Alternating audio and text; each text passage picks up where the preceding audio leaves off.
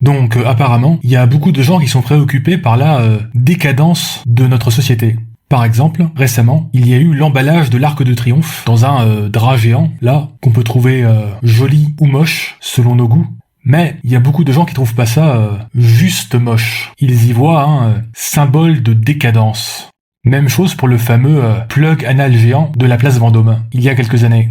Ou certains costumes de la Gay Pride, ou certains looks d'étudiants, ou je ne sais pas, les femmes qui ont trop de relations sexuelles. Bon, pour les hommes par contre, c'est pas un souci apparemment. Ou certains types de musique, ou l'augmentation du nombre de restaurants kebab, ou une journaliste qui a un passé d'actrice porno, etc., etc. Bref, tout ça, apparemment, ça travaille pas mal de gens. Parce qu'ils y voient un signe de pourrissement de la société. Le signe qu'on va vers une société de plus en plus malade. Et c'est bizarre de prendre le problème par ce bout-là, en fait. Parce que si on s'inquiète que la société soit malade, il n'y a pas vraiment besoin d'en chercher des signes avant-coureurs à travers des symboles culturels. Non, il y a déjà des indicateurs très concrets pour ça. Par exemple, le nombre de personnes sans abri ou de femmes battues, le bullying à l'école, le délabrement des hôpitaux et des universités, la dégradation de la santé mentale. Si on était aux États-Unis, on pourrait également parler de la difficulté d'accès aux soins ou de la catastrophique crise des opioïdes. Tout ça, ce sont des indicateurs très clairs et très concrets d'une société qui ne va pas très bien. Et c'est intéressant de noter la déconnexion entre ceci et les symboles de décadence culturelle mentionnés précédemment. Pour schématiser, le type qui est angoissé par la décadence, là, il pourrait très bien se rendre sur la place de l'Étoile en enjambant 3 ou 4 SDF avec indifférence, et là, il va voir le fameux emballage de l'Arc de Triomphe, et il se sentira profondément meurtri. Il aura mal à sa France. Et à supposer qu'on ait un organe qui nous permette d'avoir mal à la France, on pourrait remarquer que cet organe est assez dysfonctionnel. Là, des SDF dans la rue, c'est normal, c'est comme ça, c'est la vie, c'est dans l'ordre des choses. Par contre, emballer temporairement l'Arc de Triomphe, attention, là, c'est extrêmement grave, serious business. Dans le même genre, on pourrait citer Ben Shapiro, une sorte de Éric Zemmour américain, généralement complètement indifférent à toutes sortes de problèmes sociaux catastrophiques, mais qui a quasiment pété un câble face à une couverture de magazine avec un homme portant une robe, voir dans la description.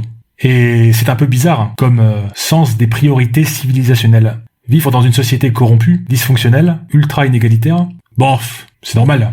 Par contre, un homme qui porte une robe, mais c'est extrêmement grave, notre civilisation est en péril.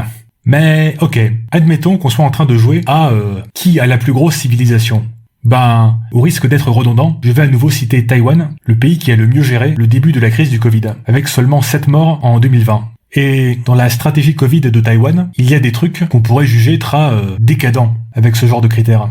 Par exemple, la campagne nationale de gestes barrières avec le chien du même internet Dodge, ou bien le rôle prépondérant d'Audrey Tang, ministre du numérique, qui fait par exemple des spots publicitaires what the fuck avec des oreilles de chat, voir dans la description. C'est très décadent tout ça, non ?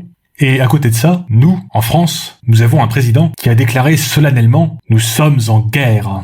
Voilà, là c'est la civilisation, là c'est la grandeur de la France. Oui, sauf que, concrètement, la gestion Covid de Taïwan a été la meilleure du monde, de très très loin, alors que celle de la France, elle était franchement pas ouf, pour rester poli. Donc, entre la France et Taïwan, quel pays est le plus décadent ? Celui qui fait de la communication publique ultra kitsch, ou celui qui gère la crise sanitaire avec les pieds ? Plutôt le deuxième, non ?